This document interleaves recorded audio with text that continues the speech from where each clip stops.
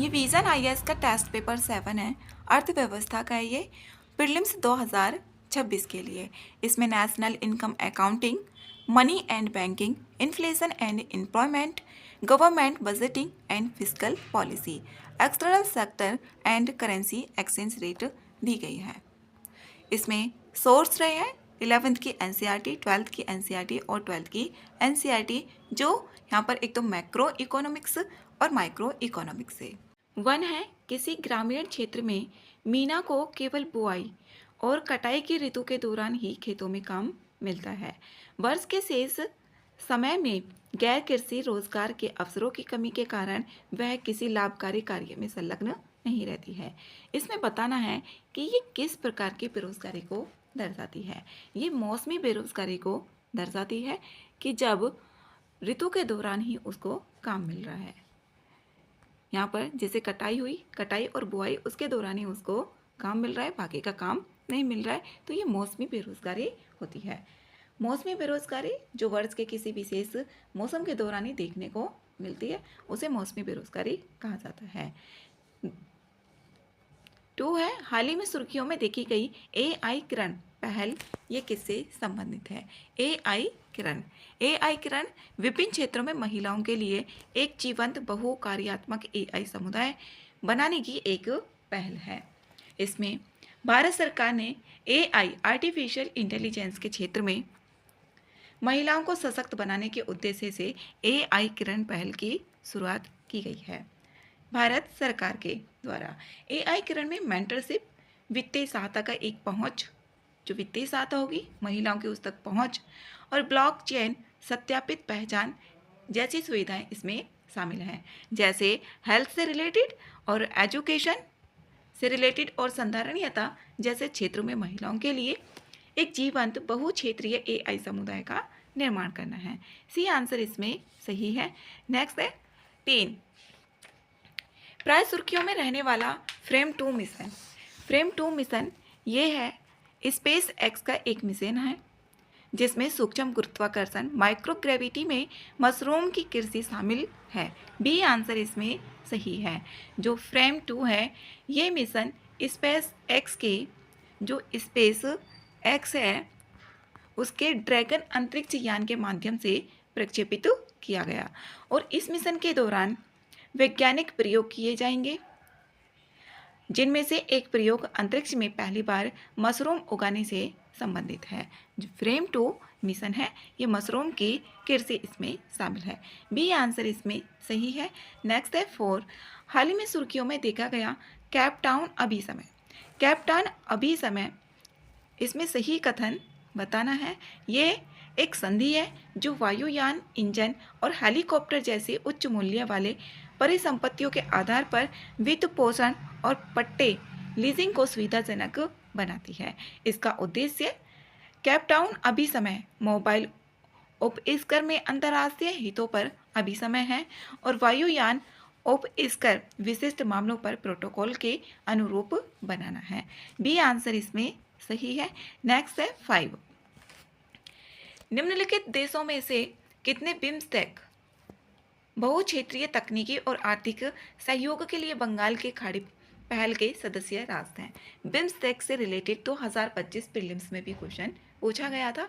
इसमें बताने कितने देश शामिल हैं और इनमें से कौन कौन से देश शामिल हैं। इसमें यहाँ पर बांग्लादेश शामिल है, बांग्लादेश भी। कुल इसमें 7 सदस्य ही शामिल हैं। बांग्लादेश, भारत भी, और इसमें श्रीलंका भी, थाईलैंड और इसमें नेपाल। इसमें यहाँ पर 5 देश शामिल हैं। म्यांमार भी शामिल है, नेपाल भी और भूटान भी शामिल है, थाईलैंड भी शामिल है, मलेशिया इसमें शामिल नहीं है। तो 7 देश इसमें शामिल है। एक जो इसमें बच गया है वो है म्यांमार, और इसमें भूटान 2 और 5 इसमें है, तो केवल 5 इसका आंसर सही है। और बिम्स्टेक ये बहुक्षेत्रीय तकनीकी और आर्थिक सहयोग के लिए बंगाल की खाड़ी पहल है। नेक्स्ट है 6, हाल ही में निम्नलिखित में से किसे भौगोलिक संकेत टैग प्राप्त हुआ है? इसमें बताना है किस किस को टैग प्राप्त हुआ है। बनारसी शहनाई को ये टैग प्राप्त हुआ है, और बनारसी तबला को भी, और वारंगल चपाता मिर्च को भी प्राप्त हुआ है। यह तेलंगाना का 18वां जीआई टैग उत्पाद है, वारंगल चपाता मिर्च। और तीसरा कृषि उत्पाद है जिसे जीआई टैग प्राप्त हुआ है। तीनों ऑप्शंस इसमें सही है, बी आंसर सही आंसर है। नेक्स्ट है 7। हाल ही में केंद्रीय नवीन एवं नवीकरणीय ऊर्जा मंत्रालय ने भारत की हरित हाइड्रोजन प्रमाणन योजना GHCI का प्रारंभ किया। इस संदर्भ में निम्नलिखित कथनों में से देखने हैं। हाइड्रोजन का प्रकार है और इधर स्रोत दिए गए हैं। इसमें देखना है कौन सा कथन सही है। पहला ऑप्शन है ग्रीन हाइड्रोजन। ग्रीन हाइड्रोजन प्राकृतिक गैस नहीं होती है, तो पहला ऑप्शन इसमें गलत है। दूसरा ऑप्शन है ब्लैक हाइड्रोजन। ब्लैक हाइड्रोजन कोयला को ही बोला जाता है। पिंक हाइड्रोजन ये मीथेन नहीं होती है, पिंक हाइड्रोजन। तीसरा ऑप्शन भी इसमें गलत है। भारत की नवीन और नवीकरणीय ऊर्जा मंत्री द्वारा हरित हाइड्रोजन प्रमाणन योजना GHCI की शुरुआत की गई। अब ग्रीन हाइड्रोजन वह हाइड्रोजन होता है जिसमें विद्युत अपघटन की प्रक्रिया के माध्यम से उत्पादित होती है। जिसमें विद्युत अपघटन होगा, उसके माध्यम जो प्रक्रिया होगी उसके माध्यम से उत्पादित होगी, उसे ग्रीन हाइड्रोजन बोला जाता है। जैसे H2O को, जैसे H2O ये पानी है। अब पानी में इसमें H2 और प्लस O2 विभाजित किया जाएगा, अपघटन किया जाएगा, क्योंकि ऑक्सीजन और ये हाइड्रोजन से मिलकर बना हुआ है।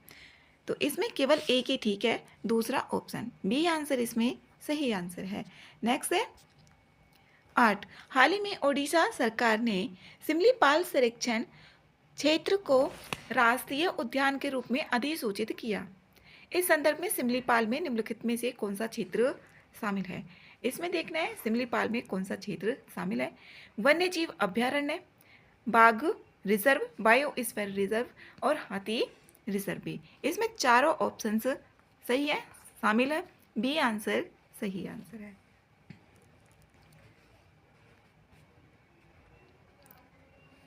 नेक्स्ट 9। भारत में ब्लू श्रेणी उद्योगों के संदर्भ में निम्नलिखित कथनों पर विचार करना है और इसमें सही ऑप्शंस बताने हैं। इसमें घरेलू पारिवारिक गतिविधियों से उत्पन्न अपशिष्ट के प्रबंधन के लिए आवश्यक पर्यावरणीय सेवाएं शामिल हैं। पहला ऑप्शन इसका सही है। घरेलू भी और पारिवारिक जो गतिविधियों से उत्पन्न अपशिष्ट होता है उसके प्रबंधन के लिए आवश्यक पर्यावरणीय सेवाएं शामिल हैं। इसे 2017 में केंद्रीय प्रदूषण नियंत्रण बोर्ड CPCB द्वारा ठोस अपशिष्ट प्रबंधन नियम 2016 के तहत प्रस्तुत किया गया था। दूसरा ऑप्शन इसमें गलत है। इसे 2017 में नहीं किया गया बल्कि जनवरी 2025 में इसको शामिल किया गया, इसलिए दूसरा ऑप्शन गलत है। इसमें रेड, ऑरेंज, ग्रीन, व्हाइट और ब्लू श्रेणियों में चित्रकों का वर्गीकरण के माध्यम से की गई। इसमें रेड श्रेणी जो होगी 125 क्षेत्रक है, ऑरेंज श्रेणी 137 क्षेत्रक है, ग्रीन श्रेणी 94 क्षेत्रक है, व्हाइट श्रेणी 54 क्षेत्रक है, ब्लू श्रेणी 9 क्षेत्रक है। दूसरा ऑप्शन इसमें गलत है, केवल पहला ही ठीक है, ए आंसर सही आंसर है। नेक्स्ट है 10। सैन्य अभ्यास दिए और भारत के 7 भागीदार देश कौन कौन हैं, ये इसमें बताना है। पहला ऑप्शन है डेजर्ट फ्लैग 10, ये संयुक्त अरब अमीरात। पहला ऑप्शन इसमें सही है। ये अभ्यास डेजर्ट फ्लैग 10 ये संयुक्त अरब अमीरात की वायु सेना के द्वारा एक बहुराष्ट्रीय वायु युद्ध अभ्यास है। इसमें भारत, ऑस्ट्रेलिया, बहरीन, फ्रांस, इसमें फ्रांस भी, जर्मनी, कतर, सऊदी अरब, दक्षिण कोरिया, तुर्की, यूनाइटेड किंगडम और अमेरिका सहित विभिन्न देशों की वायु सेनाएं भाग लेती हैं। और ये 8 मई 2025 तक दफरा एयर बेस में आयोजित किया गया था। पहला ऑप्शन सही है। दूसरा है ऑपरेशन अटलांटा। जो ऑपरेशन अटलांटा है ये ऑप्शन इसमें गलत है। ऑपरेशन अटलांटा यूरोपीय संघ नौसेना बल ने भारतीय नौसेना के साथ संयुक्त नौसैनिक अभ्यास के आयोजन का प्रस्ताव किया और ये पश्चिमी हिंद महासागर में और लाल सागर क्षेत्र में होता है। जो इसका आयोजन ऑपरेशन अटलांटा का, ना कि संयुक्त राज्य अमेरिका के साथ में। 10 क्लिक ये ठीक है उज्बेकिस्तान के साथ में ही होता है और ये पुणे में आयोजित किया गया था। इसका 6वां संस्करण था। 1 और 3 ऑप्शन सही है, दूसरा इसमें गलत है। सी आंसर सही आंसर है। नेक्स्ट है 11, कभी कभी सुर्खियों में रहने वाला प्रोजेक्ट वर्षा। जो प्रोजेक्ट वर्षा है इसके बारे में देखना है। इसमें ये भारत के परमाणु पनडुब्बी बेड़े के लिए भूमिगत रणनीतिक नौसैनिक बेस परियोजना है और इसका उद्देश्य है भारत के जल के भीतर परमाणु क्षमताओं को सुदृढ़ करना है और यह एक भूमिगत रणनीतिक नौसैनिक बेस परियोजना है। परमाणु चालित बैलिस्टिक मिसाइल पनडुब्बियों के बेड़े को सुरक्षित रूप से तैनात करना है। डी आंसर इसमें सही आंसर है। और प्रोजेक्ट वर्षा के अंतर्गत INS वर्षा 2026 तक बनकर ये तैयार भी हो जाएगा। 12 है अनुसूचित जाति उपवर्गीकरण की कानूनी और नीतिगत उपरेखा के संदर्भ में इसमें सही कथन बताना है। पहला ऑप्शन है AV चिन्नया मामले में उच्चतम न्यायालय ने अनुसूचित जातियों के वर्गीकरण पर रोक लगा दी थी। पहला ऑप्शन इसमें सही है। जो EV चिन्नया मामला है इसमें अनुसूचित जातियों के उपवर्गीकरण पर रोक लगा दी गई थी। दूसरा ऑप्शन है मध्य प्रदेश अनुसूचित जाति उपवर्गीकरण को लागू करने वाला पहला राज्य है। इसमें उपवर्गीकरण पर तेलंगाना अनुसूचित जाति में उपवर्गीकरण लागू करने वाला पहला देश है, ना कि इसमें मध्य प्रदेश है। तो पहला ऑप्शन इसमें सही है, दूसरा ऑप्शन गलत है। नेक्स्ट 13, वर्ष 2019 से लोकसभा में उपाध्यक्ष का पद रिक्त रहना एक संवैधानिक विसंगति का संकेत देता है। इस संदर्भ में लोकसभा के उपाध्यक्ष के संबंध में सही कथन बताना है। पहला ऑप्शन है उपाध्यक्ष का पद भारतीय संविधान में उल्लिखित है। उपाध्यक्ष का पद भारतीय संविधान में ये उल्लिखित है, ये अनुच्छेद 93 के अंतर्गत, जो लोकसभा के अध्यक्ष और उपाध्यक्ष दोनों के चयन का उपबंध करता है। दूसरा ऑप्शन है संविधान में उपाध्यक्ष के निर्वाचन के लिए कोई समय सीमा निर्दिष्ट नहीं की गई है। इसके निर्वाचन के लिए कोई समय सीमा भी निर्दिष्ट नहीं की गई है संविधान में। ये अनुच्छेद 93 ही बताया गया है। दोनों कथन इसमें सही है। सी आंसर सही आंसर है। नेक्स्ट है 14 है प्रधानमंत्री मुद्रा योजना PMMY के संदर्भ में इसमें सही कथन बताने हैं। पहला ऑप्शन है PMMY प्रधानमंत्री मुद्रा योजना के अंतर्गत मुद्रा ऋण के लिए ऑफलाइन या ऑनलाइन माध्यम से आवेदन किया जा सकता है और इसके अब 10 वर्ष पूरे हो गए हैं। ये 8 अप्रैल 2015 को शुरू की गई थी। 8 अप्रैल 2025 को इसके पूरे 10 वर्ष हो गए हैं। इसमें पहला ऑप्शन सही है। इसमें ऑनलाइन और ऑफलाइन माध्यम से आवेदन किया जा सकता है। दूसरा कथन है यह योजना लघु व्यवसायों को बिना किसी पार्श्विक के ऋण उपलब्ध कराती है। दूसरा कथन भी इसमें सही है। इसमें 3 श्रेणियां होती हैं, शिशु, किशोर और तरुण। दूसरा ऑप्शन भी सही है। और इसमें जो नए जोड़े गए तरुण में हैं, अब इसमें 10 लाख से 20 लाख कर दिया गया है। पहले इसमें 5 लाख से 10 लाख तक की धनराशि होती थी जो भी ऋण दिया जाता था। शिशु में है 50,000 तक और किशोर में है 50,000 से 5 लाख तक। और इसमें जो तरुण है उसमें 10 लाख से 20 लाख तक की धनराशि के लिए बोल दिया गया है। मुद्रा योजना में लघु व्यवसायों को ऋण उपलब्ध कराने के लिए प्रत्यक्ष ऋण सुविधा भी उपलब्ध है। तीसरा कथन इसमें गलत है। इसके अंतर्गत सूक्ष्म उद्यमी और व्यक्तियों को ऋण प्रदान नहीं किया जाता है। तो 1 और 2 ही इसमें ठीक है। बी आंसर सही आंसर है। नेक्स्ट है 15, पद्म पुरस्कारों के संदर्भ में निम्नलिखित कथनों पर विचार करना है और इसमें सही कथन बताने हैं। पहला ऑप्शन है इनकी घोषणा प्रतिवर्ष गणतंत्र दिवस के अवसर पर की जाती है। पहला ऑप्शन इसमें सही है। जो पद्म पुरस्कार होते हैं, पद्म विभूषण इसमें जो सबसे सर्वोच्च होता है, पद्म भूषण और पद्म श्री, प्रत्येक वर्ष गणतंत्र दिवस 25 जनवरी की पूर्व संध्या पर भारत सरकार द्वारा की जाती है। पहला ऑप्शन इसका सही है। दूसरा है, यह उन सभी क्षेत्रों में उपलब्धियों को मान्यता देता है जहां जन सेवा का तत्व शामिल होता है।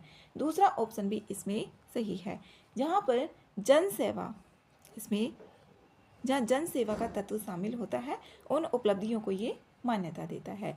एक व्यक्ति अपने जीवन काल में एक ही श्रेणी में एक से अधिक पद्म पुरस्कार प्राप्त कर सकता है। इसमें तीसरा ऑप्शन गलत है। एक व्यक्ति को एक से अधिक पद्म पुरस्कार दिए जा सकते हैं, लेकिन एक ही श्रेणी का जो पद्म पुरस्कार है 2 बार नहीं दिया जा सकता। एक ही श्रेणी में एक व्यक्ति को एक से अधिक पुरस्कार तो दिए जा सकते हैं अलग अलग श्रेणी में, लेकिन एक ही श्रेणी में 2 बार नहीं दिया जा सकता। इसमें पहला और दूसरा ऑप्शन ठीक है, तीसरा ऑप्शन इसमें गलत है। केवल 2 ऑप्शन ठीक होगा, बी आंसर सही है।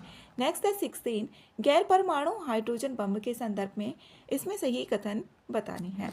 ये बम परमाणु संलयन की जो क्रिया होती है, प्रारंभ किए बिना उच्च तापमान पर विस्फोट उत्पन्न करने के लिए हाइड्रोजन आधारित ईंधन का उपयोग करते हैं। पहला ऑप्शन इसमें सही है। हाल ही में चीन द्वारा एक गैर परमाणु हाइड्रोजन बम का विस्फोट किया गया। गैर परमाणु हाइड्रोजन बम है उसका विस्फोट किया गया चीन के द्वारा। पहला ऑप्शन इसमें सही है। दूसरा है, गैर परमाणु हाइड्रोजन बम की विनाशकारी प्रकृति के कारण convention on certain conventional weapon के तहत इसका उपयोग प्रतिबंधित है। दूसरा ऑप्शन इसमें गलत है, ये प्रतिबंधित नहीं है। अंतर्राष्ट्रीय मानवीय कानून द्वारा स्पष्ट रूप से प्रतिबंधित ये नहीं है। पहला ऑप्शन ही ठीक है, दूसरा गलत है, ए आंसर सही है। 17 है, निम्नलिखित राज्यों में से किस एक में भारत का पहला गहरे जल का ट्रांसशिपमेंट पत्तन अवस्थित है? ये है केरल में, डी आंसर इसमें सही है। ये MSC तुर्की भारत के पहले गहरे जल के ट्रांसशिपमेंट पत्तन विंजीजम पर पहुंचा, डी आंसर इसमें सही है। नेक्स्ट है 18, जगत गुरु बसवेश्वर के संदर्भ में देखना है और इसमें सही कथन बताने हैं। पहला है, बसवेश्वर को लिंगायत परंपरा का संस्थापक संत माना जाता है, सही है पहला कथन। दूसरा, उन्होंने आध्यात्मिक अभ्यास के रूप में कायक अथवा गरिमापूर्ण शारीरिक श्रम के विचार का समर्थन किया, दूसरा कथन भी सही है। उन्होंने आध्यात्मिक जीवन में महिलाओं की भागीदारी का समर्थन किया, तीसरा भी इसमें ठीक है, तीनों कथन ठीक है, सी आंसर सही आंसर है। नेक्स्ट है 19, बेरोजगारी के माप के लिए प्रयोग किए जाने वाले उपागमों के संदर्भ में सही कथन इसमें बताने हैं। बेरोजगारी की माप के लिए सामान्य स्थिति उपागम के तहत सर्वेक्षण की तिथि से पहले 7 दिनों को संदर्भ अवधि के रूप में उपयोग किया जाता है, पहला कथन इसमें गलत है। इसमें सर्वेक्षण की तिथि से 365 दिनों की अवधि के संदर्भ में इसको माना जाता है। दूसरा कथन है, बेरोजगारी के माप के लिए वर्तमान दैनिक स्थिति उपागम के तहत सर्वेक्षण की तिथि से पहले के 7 दिनों के प्रत्येक दिन को संदर्भ अवधि के रूप में उपयोग किया जाता है, दूसरा ऑप्शन इसमें सही है। ये 7 दिनों के प्रत्येक दिन को संदर्भ अवधि के रूप में उपयोग किया जाता है। दूसरा है बेरोजगारी, दूसरा सही है, तीसरा ऑप्शन है बेरोजगारी के माप के लिए सामान्य स्थिति उपागम रोजगार में अल्पकालिक उतार चढ़ाव को प्रग्रहित करने में विफल रहता है, तीसरा ऑप्शन भी इसमें सही है।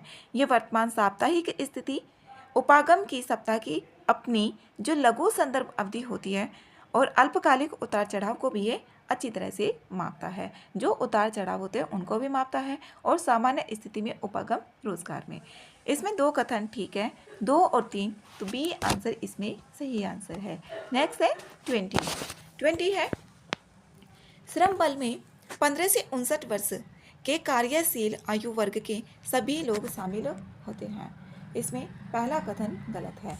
15 से 59 वर्ष के कार्यशील आयु वर्ग के जो सभी लोग हैं वो इसमें शामिल नहीं होते हैं। श्रम बल में 15 से 59 वर्ष की आयु के वे लोग शामिल होंगे जो काम करने में सक्षम और इच्छुक होते हैं, पहला कथन गलत है, सभी लोग इसमें शामिल नहीं होते हैं जो इच्छुक होंगे और सक्षम हैं। श्रम बल भागीदारी जो दर होती है, उस जनसंख्या में से श्रम बल में शामिल व्यक्तियों और के प्रतिशत के रूप में इसको परिभाषित किया जाता है। जो भी जनसंख्या है और उसमें श्रम बल में शामिल है, प्रतिशत के रूप में इसको निकाला जाता है। श्रमिक जनसंख्या अनुपात जो होता है वो जनसंख्या में नियोजित व्यक्तियों के प्रतिशत के रूप में परिभाषित किया जाता है। श्रमिक जनसंख्या अनुपात को जनसंख्या में नियोजित व्यक्तियों के प्रतिशत के रूप में परिभाषित किया जाता है। इसमें पहला कथन गलत है, दूसरा ऑप्शन सही है। प्रतिशत के रूप में ही इसको परिभाषित किया जाता है। बी आंसर सही आंसर है। नेक्स्ट है 21, मुद्रास्फीति के संदर्भ में इसमें सही कथन बताना है। पहला ऑप्शन है मुद्रास्फीति समय के साथ किसी दी गई मुद्रा की क्रय शक्ति में गिरावट है। जो मुद्रास्फीति होती है ये किसी समय में जो भी मुद्रा है उसकी क्रय शक्ति में गिरावट आ जाए, उसकी जो वैल्यू होती है उसमें गिरावट आ जाए, उसी को ही बोला जाता है। पहला ऑप्शन ठीक है। दूसरा ऑप्शन है सामान्य तौर पर मुद्रा आपूर्ति में कमी मुद्रास्फीति को बढ़ावा देती है। जब मुद्रा आपूर्ति में कमी होगी तो इसमें यहाँ पर मुद्रास्फीति को बढ़ावा नहीं देती है। जो मौद्रिक प्राधिकरण है इसमें या तो वृद्धि या तो अधिक मुद्रा छापकर और व्यक्तियों को देकर वैधानिक मुद्रा का विधिक रूप से अवमूल्यन करके मूल्य में कमी करके की जाती है। और मुद्रास्फीति इसमें मुद्रा आपूर्ति में जब वृद्धि होगी, यहाँ पर वृद्धि होती है जैसे कि नोट छापकर बाजार में दे दिए गए, तो जब उसमें वृद्धि हो जाती है मुद्रा आपूर्ति में, सप्लाई में मात्रा में वृद्धि हो जाती है तो मुद्रास्फीति को बढ़ावा देती है, ना कि मुद्रा आपूर्ति में होगी। तो दूसरा कथन इसमें गलत है, पहला ठीक है। ए आंसर सही आंसर है। नेक्स्ट है 22, कौर मुद्रास्फीति के संदर्भ में देखना है। कौर मुद्रास्फीति इसमें ये हेडलाइन कौर मुद्रास्फीति के विपरीत हेडलाइन मुद्रास्फीति में खाद्य और ऊर्जा की कीमतों में परिवर्तन को शामिल किया जाता है। पहला ऑप्शन है खाद्य और ऊर्जा की कीमत में परिवर्तन को शामिल है। इसमें कोर में ये शामिल नहीं होता जबकि हेडलाइन में शामिल होती है। पहला कथन इसमें गलत है। दूसरा कथन है जब कोर मुद्रास्फीति में वृद्धि होती है तो भारतीय रिजर्व बैंक आरबीआई से अतिरिक्त तरलता को अवशोषित करने के लिए अपनी प्रमुख नीति दरों में कमी करता है। दूसरा ऑप्शन इसमें गलत है। इसमें जब कोर मुद्रास्फीति बढ़ेगी, जैसे कोर मुद्रास्फीति है अब वो बढ़ रही है, कोर मुद्रास्फीति इसे अंतर्निहित मुद्रास्फीति भी कहा जाता है। और इसमें जो कीमतें होती हैं उसका उतार और चढ़ाव होता है। जैसे खाद्य पदार्थ, ऊर्जा, ईंधन वाली जो वस्तुएं होती हैं इसमें शामिल नहीं की जाती हैं, क्योंकि इनका जो यहाँ पर कीमतें होती हैं उनमें बहुत ज़्यादा उतार चढ़ाव देखने को मिलता है। कोर मुद्रास्फीति ये हेडलाइन मुद्रास्फीति से उन वस्तुओं की मुद्रास्फीति को घटाकर प्राप्त की जाती है। इसमें पहला ऑप्शन भी गलत है, दूसरा भी गलत है। सही ऑप्शन बताना है, डी आंसर इसका सही है। 23 है आरबीआई द्वारा इसमें मुद्रास्फीति को नियंत्रित करने में सहायता मिलेगी। मुद्रास्फीति को नियंत्रित करने में सहायता 3 ऑप्शन दिए गए हैं। आरबीआई द्वारा रेपो दर में वृद्धि करना, पहला ऑप्शन इसका सही है। जब रेपो दर में वृद्धि कर दी जाएगी तो मुद्रास्फीति को नियंत्रित किया जाएगा। संकुचनकारी मौद्रिक नीति अपनाई जा सकेगी, तो पहला ऑप्शन इसमें सही है। दूसरा ऑप्शन है प्रत्यक्ष कर की दरों में कमी करना। जो प्रत्यक्ष कर है उनकी दरों में कमी करना, उनकी दरों में कमी करने से ये नहीं होगी मुद्रास्फीति को नियंत्रित। राजकोषीय उपाय भी अपनाए जा सकते हैं मुद्रास्फीति को नियंत्रित करने के लिए, जैसे प्रत्यक्ष करों में वृद्धि करना। अगर वृद्धि कर दी जाएगी तो जो लोगों के पास पैसा है वो टैक्स के रूप में सरकार के पास में आने लगेगा। अब जब वहाँ पर रुपए में वहाँ पर कमी हो गई, मात्रा कम होगी सप्लाई, तो वहाँ पर मुद्रास्फीति कम हो जाएगी। अब यहाँ पर अगर ये प्रत्यक्ष कर की दरों में कमी कर दी जाएगी तो लोगों के पास पैसा ज़्यादा रहेगा, तो मुद्रास्फीति और ज़्यादा बढ़ेगी। दूसरा ऑप्शन इसमें गलत है। कृषि फसलों जैसी वस्तुओं के निर्यात में कमी करना, जैसे कृषि फसलें हैं उनके वस्तुओं के निर्यात में कमी करेंगे तो यहाँ पर जैसे जमाखोरी और सट्टेबाजी पर रोक लगाने कृत्रिम रूप से बढ़ी हुई कीमतों को नियंत्रित करने में इसमें सहायक होगा अगर निर्यात किया जाएगा। तो पहला और तीसरा ऑप्शन इसमें सही है, सी आंसर सही आंसर है। नेक्स्ट है 24। 24 है इधर पद और अवस्फीति, यहाँ पर अर्थ दिया गया है। इसमें पहला है अवस्फीति। जो अवस्फीति है इसमें मुद्रास्फीति की दर में कमी, पहला ऑप्शन इसमें सही है। मुद्रास्फीति की दर में कमी होती है और मूल्य स्तर उसका घटता है, जैसे राष्ट्रीय आय, उत्पादन और रोजगार में कोई गिरावट नहीं आती। तो पहला ऑप्शन इसमें सही है। जो अवस्फीति होती है, मुद्रास्फीति की दर में कमी को ही अवस्फीति बोला जाता है। एक है यहाँ पर अपस्फीति। अपस्फीति ये भी ऑप्शन सही है। कीमतों में लगातार गिरावट देखने को मिलती रहे तो वो अपस्फीति उसको कहा जाता है। तीसरा है संस्फीति, ये आर्थिक सुधार के दौरान मूल्य स्तर में गिरावट आती है। तीसरा ऑप्शन भी इसमें सही है, आर्थिक सुधार के दौरान मूल्य स्तर में इसमें गिरावट आएगी। तीनों सही है, सी आंसर सही आंसर है। नेक्स्ट है 25। 25 है इसमें कितने वस्तु एवं सेवा कर जीएसटी में अंतर्भुक्त किए गए हैं, ये बताना है। पहला है केंद्रीय उत्पाद शुल्क। केंद्रीय उत्पाद शुल्क को किया गया है स्टाम्प शुल्क। स्टाम्प शुल्क इसमें विलासिता इसको भी किया गया है और चुंगी कर को भी किया गया है, लेकिन स्टाम्प शुल्क को नहीं किया गया है। स्टाम्प शुल्क और मूल सीमा शुल्क जीएसटी में शामिल नहीं किए गए, जबकि चुंगी कर भी इसमें शामिल किया गया, जीएसटी में अंतर्भुक्त किया गया। 1 और 3 और 4 तीन कथन इसमें सही है, सी आंसर सही आंसर है। नेक्स्ट है 26। प्राथमिक घाटे को निम्नलिखित में से किनके बीच अंतर के रूप में परिभाषित किया जाता है। जो प्राथमिक घाटा प्राइमरी डेफिसिट की इसमें बात की गई है, तो राजकोषीय घाटे से ब्याज भुगतान को घटाकर, जैसे प्राइमरी डेफिसिट है, प्राइमरी डेफिसिट में से फिजिकल डेफिसिट और माइनस के जो भी इंटरेस्ट पेमेंट है, जो भी यहाँ पर ब्याज भुगतान है, इंटरेस्ट पेमेंट किया गया, जो फिजिकल डेफिसिट है उसमें से इसको घटा दिया जाता है। ये राजकोषीय घाटे में से ब्याज भुगतान को घटाने पर जो भी प्राप्त होता है वो प्राथमिक घाटा प्राप्त होता है। इसमें यहाँ पर देखते हैं कौन सा कथन सही है। राजकोषीय घाटे में से, जहाँ पे राजकोषीय घाटा और माइनस के ये होगा, इसमें नहीं है। फिर इसका आगे फॉर्मूला भी होता है, प्राइमरी डेफिसिट बराबर एफडी और माइनस के इंटरेस्ट पेमेंट, ये है।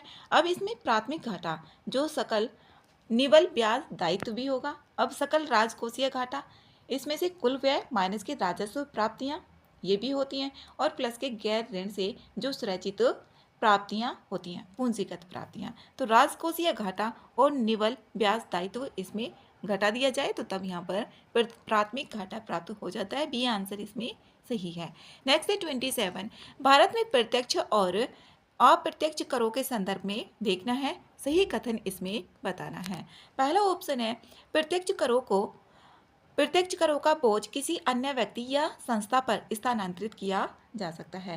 पहला कथन इसमें गलत है। जो प्रत्यक्ष कर है, प्रत्यक्ष करों का उसी व्यक्ति पर पड़ेगा जिससे वो लिया जा रहा है। वेतन या किसी व्यक्ति या निगम के लाभ पर यह लगाया जाता है प्रत्यक्ष कर, और प्रत्यक्ष कर के मामले में करदाता कर का बोझ किसी और पर स्थानांतरित नहीं किया जा सकता। अगर किसी और पर स्थानांतरित किया जाएगा तो वो होता है अप्रत्यक्ष कर। पहला कथन इसमें गलत है। दूसरा है सरकारी बजट का पुनर्वितरण कार्य प्रगतिशील आय कराधान के माध्यम से प्राप्त किया जाता है। दूसरा कथन इसमें सही है।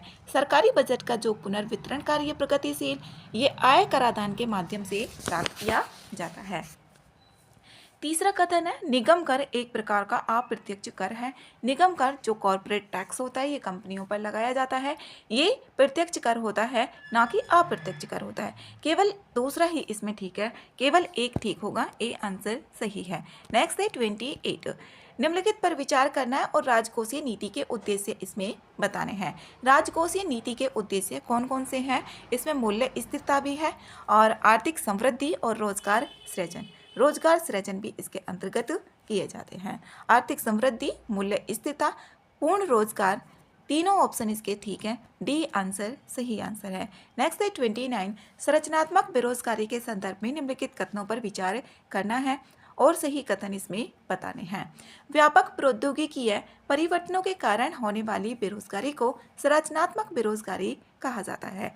संरचनात्मक बेरोजगारी इसके अंतर्गत अर्थव्यवस्था में होने वाले जो भी बड़े परिवर्तन होंगे, बड़ी परिवर्तनों के कारण ये उत्पन्न होती है, जैसे प्रौद्योगिकी में परिवर्तन, सरकारी नीतियों में परिवर्तन और प्रतिस्पर्धा जैसे कारणों से ये उत्पन्न होगी। इसी को ही यहाँ पर संरचनात्मक बेरोजगारी कहा जाता है। इसमें यहाँ पर एक चक्रीय बेरोजगारी भी होती है, दीर्घ चक्रीय बेरोजगारी जो संरचनात्मक बेरोजगारी का कारण ही बनती है, जैसे 2008 में वित्तीय संकट आया था, उसके कारण बनी थी। दूसरा ऑप्शन है, यदि मौजूदा कौशल अप्रचलित हो गए हों तो चौथी औद्योगिक क्रांति संरचनात्मक बेरोजगारी का कारण बन सकती है। ठीक है, दूसरा ऑप्शन भी। तीसरा ऑप्शन है, संरचनात्मक बेरोजगारी सामान्य तौर पर अल्पकालिक होती है। जो संरचनात्मक बेरोजगारी होती है ये दीर्घकालिक होती है, ना कि अल्पकालिक होती है। ये पुनः कौशल विकास और शैक्षिक सुधार जैसी नीतिगत हस्तक्षेपों की इसमें आवश्यकता होती है। तो इसमें तीसरा कथन गलत है, केवल 2 ही ठीक होंगे, 1 और 2। नेक्स्ट है 30, निम्नलिखित में से कितनी केंद्र सरकार की देयताएं भारत में सार्वजनिक ऋण के अंतर्गत आती है। सार्वजनिक ऋण के अंतर्गत देखना है कितनी देयताएं इसमें शामिल हैं। पहला है आंतरिक ऋण।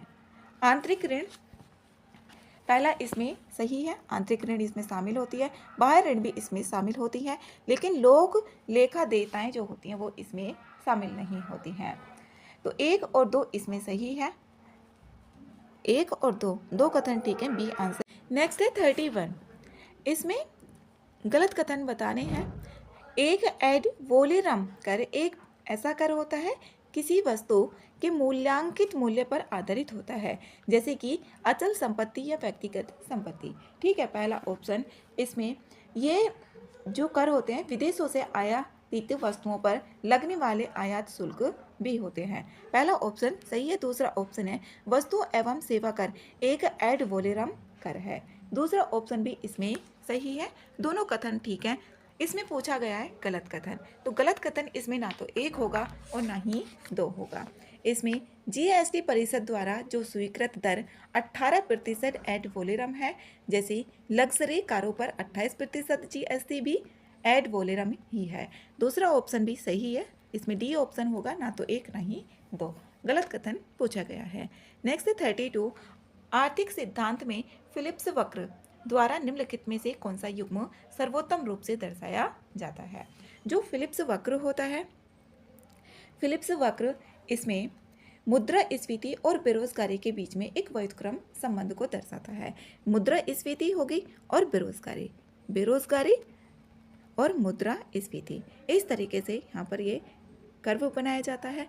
इसमें व्युत्क्रम उल्टा संबंध ये होता है, जबकि मुद्रास्फीति और रोजगारी में सीधा संबंध होता है। अगर मुद्रास्फीति बढ़ेगी तो रोजगार उसमें बढ़ेंगे, अगर मुद्रास्फीति बढ़ती है तो उसमें बेरोजगारी बढ़ेगी। इस तरीके से है यहाँ पर। इसमें यहाँ पर मुद्रास्फीति बढ़ेगी तो यहाँ पर बेरोजगारी घटेगी। उल्टा संबंध होता है दोनों में, ना कि सीधा संबंध। सीधा संबंध जो होगा मुद्रास्फीति और रोजगारी में होगा।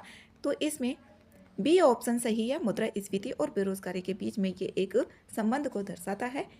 नेक्स्ट है 33, स्रोत पर संग्रहित कर टीसीएस के संदर्भ में सही कथन इसमें देखना है। विक्रेता से वस्तु खरीदते समय क्रेता द्वारा टीसीएस घटा या काट लिया जाता है। टीसीएस के मामले में क्रेता नहीं बल्कि विक्रेता वह व्यक्ति होता है जो बिक्री के समय क्रेता से कर एकत्र करता है। पहला ऑप्शन इसमें गलत है। दूसरा ऑप्शन है टीसीएस के प्रावधान आयकर अधिनियम 1961 के तहत शासित किए जाते हैं। जो टीसीएस होता है ये स्रोत पर संग्रहित कर होता है। दूसरा ऑप्शन इसमें ठीक है, बी आंसर सही आंसर है। नेक्स्ट है 34, ग्लोबल जियो पार्क नेटवर्क के संदर्भ में देखना है। यूनेस्को ग्लोबल जियो पार्क की जो 10वीं वर्षगांठ के अवसर पर 11 देशों के 16 नए स्थलों को ग्लोबल जियो पार्क नेटवर्क में शामिल किया गया है। Global geo park network GGN ये एक गैर लाभकारी अंतर्राष्ट्रीय संघ है। ये गैर लाभकारी अंतर्राष्ट्रीय संघ है और ये 2014 में फ्रांसीसी कानून के तहत इसको स्थापित किया गया था, ना कि यूएनईपी के अंतर्गत किया गया था। पहला कथन इसमें गलत है। दूसरा कथन है यह उन नैतिक मानकों को स्थापित करता है जिन्हें ग्लोबल जियो पार्क द्वारा अपनाया जाना चाहिए। दूसरा कथन भी इसमें, पहला कथन गलत है, दूसरा सही है। वर्तमान में भारत में कोई भी यूनेस्को ग्लोबल जियो पार्क स्थित नहीं है। भारत में कोई भी ग्लोबल जियो पार्क स्थित नहीं है। 2 और 3 ऑप्शन ठीक है, बी आंसर इसमें सही आंसर है। नेक्स्ट है 35, अंतर्राष्ट्रीय बिग कैट अलायंस IBCA के संदर्भ में इसमें सही कथन बताना है। इसकी शुरुआत भारत द्वारा की गई थी, भारत द्वारा ही इसकी शुरुआत की गई थी, सही है। और इसमें ये 9 अप्रैल 2023 को मैसूरू में प्रोजेक्ट टाइगर की 50वीं वर्षगांठ के अवसर पर की गई थी IBCA की शुरुआत। इसमें 7 बड़ी बिल्लियों की प्रजाति जैसे बाघ, शेर, तेंदुआ, बाघ होगा इसमें, शेर होगा, तेंदुआ, तेंदुआ, चीता, जगुआर और प्यूमा के संरक्षण के लिए इसमें प्रयास किए जाते हैं। पहला ऑप्शन सही है। दूसरा ऑप्शन है गठबंधन द्वारा संरक्षित सभी 7 बड़ी बिल्ली प्रजातियां भारत में पाई जाती हैं। दूसरा कथन इसमें गलत है। भारत में वनों में स्वतंत्र रूप से ये नहीं पाई जाती हैं जो 7 बड़ी बिल्लियों की प्रजातियां हैं। दूसरा कथन गलत है। तीसरा ऑप्शन है IBCA अलायंस का सचिवालय, जो मुख्यालय है इसका हेडक्वार्टर, वो जिनेवा के स्विट्जरलैंड में स्थित है। ये ऑप्शन भी इसमें गलत है। इसका मुख्यालय भारत में है, ना कि जिनेवा में स्थित है। नई दिल्ली में IBCA का सचिवालय स्थापित करने का अधिकार दिया गया भारत को आधिकारिक तौर पर। केवल एक ही कथन इसका सही है, ए आंसर सही आंसर है। नेक्स्ट है 36, निम्नलिखित में से कौन से वार्षिक वित्तीय विवरण में इसमें जो बजट है उसके बारे में पूछा गया है। वार्षिक वित्तीय विवरण पूंजीगत प्राप्तियों के रूप में शामिल किए जा सकते हैं। इसमें कौन कौन शामिल किए जा सकते हैं वो देखना है। जो विदेशी सरकारों से प्राप्त ऋण होता है उसको इसी में शामिल किया जाता है, पूंजीगत प्राप्ति में। पहला ऑप्शन सही है। दूसरा ऑप्शन है ट्रेजरी बिलों की बिक्री के माध्यम से सरकार द्वारा ली गई उधारियां, ये भी पूंजीगत प्राप्तियों में ही शामिल होती हैं, ट्रेजरी बिल। दूसरा सही है। तीसरा है प्रत्यक्ष कर का संग्रह और विनियोजन। प्रत्यक्ष कर का संग्रह और विनियोजन भी राजस्व, ये तीसरा ऑप्शन इसमें गलत है। जो प्रत्यक्ष कर का संग्रह और विनियोजन है ये शामिल होता है जो राजस्व प्राप्ति हैं उनका ये एक हिस्सा होता है, तो तीसरा कथन इसमें गलत है। राज्यों और संघ राज्य क्षेत्रों की जो सरकारें और अन्य पक्षकार हैं उनके लिए दिए गए ऋणों की वसूली की जाती है, वो भी प्रत्यक्ष ये पूंजीगत प्राप्तियों में शामिल होती हैं। विनिवेश से जो भी डिसइन्वेस्टमेंट किया जाता है, जो सरकार की संपत्तियां होती है उनको बेचा जाता है, वो भी इसी में ही शामिल होता है पूंजीगत प्राप्तियों में। तीसरा कथन इसमें गलत है। पहला और दूसरा ठीक है, ए आंसर सही आंसर है। नेक्स्ट है 37 है हर्ड और मैकडोनाल्ड द्वीप समूह के संदर्भ में देखना है और इसमें सही कथन बताना है। ये दक्षिणी प्रशांत महासागर में स्थित गैर आबादी वाले ज्वालामुखीय द्वीप है। इसमें पहला कथन गलत है। ये अमेरिकी राष्ट्रपति ने हर्ड और मैकडोनाल्ड द्वीप सहित कई अमेरिकी व्यापार भागीदारी को लिए इसमें 10% टैरिफ की जो घोषणा है वो की गई है और ये दक्षिणी महासागर में जो गैर आबादी उप अंटार्कटिका द्वीप है वहाँ पर स्थित है, ना कि दक्षिणी प्रशांत महासागर में ये स्थित है। दूसरा ऑप्शन है ये ऑस्ट्रेलिया द्वारा प्रशासित है। दूसरा ऑप्शन इसमें सही है, ये ऑस्ट्रेलिया द्वारा ही प्रशासित है।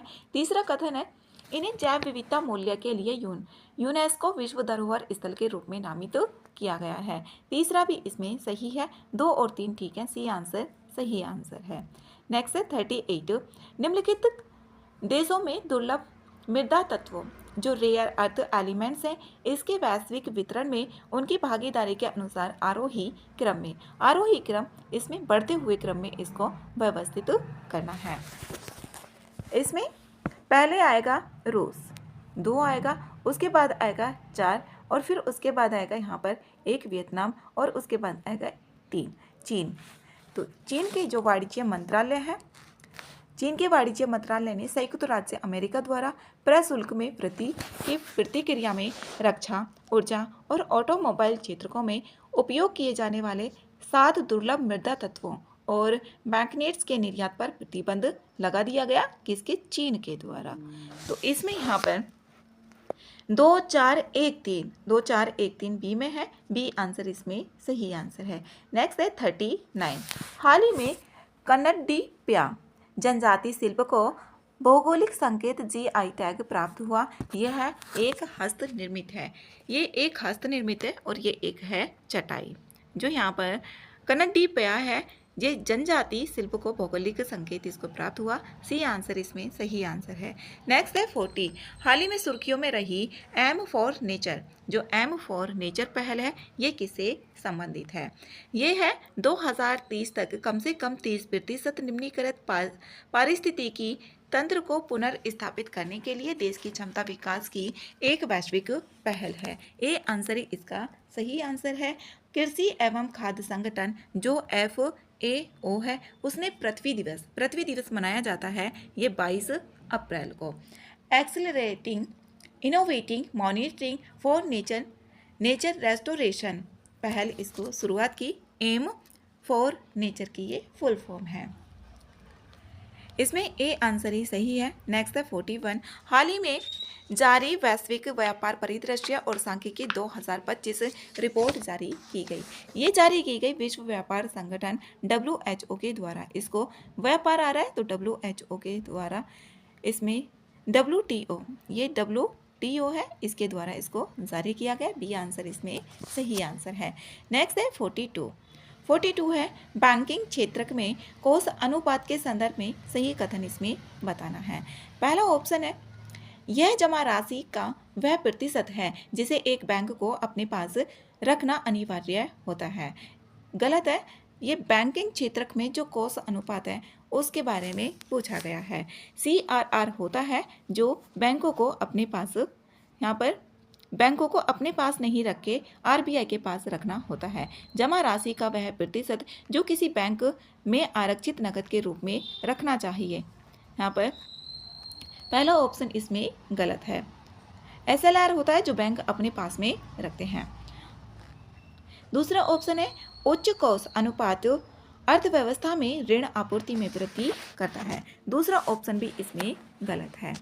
जो उच्च कोष अनुपात से बैंक ऋण कम हो जाना चाहिए और इस प्रकार मुद्रा की जो आपूर्ति है वो भी कम हो जानी चाहिए। दूसरा ऑप्शन भी गलत है। सही कथन इसमें बताना है, ना तो 1 होगा ना ही 2 होगा। दोनों ऑप्शन इसमें गलत हैं। नेक्स्ट है 43। निम्नलिखित में से कितने विश्व बैंक समूह का हिस्सा है? ये विश्व बैंक समूह का हिस्सा बताना है। और कई बार ऐसे भी आता है कि भारत विश्व बैंक के कितने समूह का हिस्सा है। अंतर्राष्ट्रीय वित्त निगम ये हिस्सा है। दूसरा ICSID, भारत इसका सदस्य नहीं है जो ICSID है, लेकिन ये विश्व बैंक का हिस्सा है। बहुपक्षीय निवेश गारंटी MIGA भी इसका हिस्सा है। इसमें यहाँ पर IDA 4 हैं इसके, IFC, ICSID, MIGA, MIGA और IDA। यहाँ पर ये चारों के चारों विश्व बैंक जो विश्व बैंक है इसके ये हिस्सा हैं। तो तीनों इसमें सही है, सी आंसर सही आंसर होगा। जबकि भारत इसका सदस्य नहीं है, बाकी के तीनों का सदस्य है भारत। नेक्स्ट है 44। केंद्रीय बैंक के कार्यों के संदर्भ में भारतीय रिजर्व बैंक स्टेरिलाइजेशन करता है, जिससे इसलिए करता है क्योंकि बाह्य आघातों से अर्थव्यवस्था में मुद्रा भंडार को स्थिर किया जा सके। इसलिए केंद्रीय बैंक जो है वो ऐसा करता है। ए आंसर इसमें सही है। नेक्स्ट है 45 है सीमांत स्थायी सुविधा जो MSF है, इसके संदर्भ में देखना है, सही कथन बताने हैं। इसका उद्देश्य अंतर बैंक बाजार में रात्रिकालीन उधार दरों में अस्थिरता को कम करता है। जो रात्रिकालीन उधार दरें हैं उनमें अस्थिरता को कम करना होता है। इसका उद्देश्य पहला ऑप्शन इसमें सही है, जिसे वित्तीय प्रणाली में सुचारू मौद्रिक संचरण में सक्षम किया जा सके। पहला ऑप्शन इसमें सही है। दूसरा ऑप्शन है, इस सुविधा के अंतर्गत उधार दर कभी भी रेपो दर से अधिक नहीं होती है।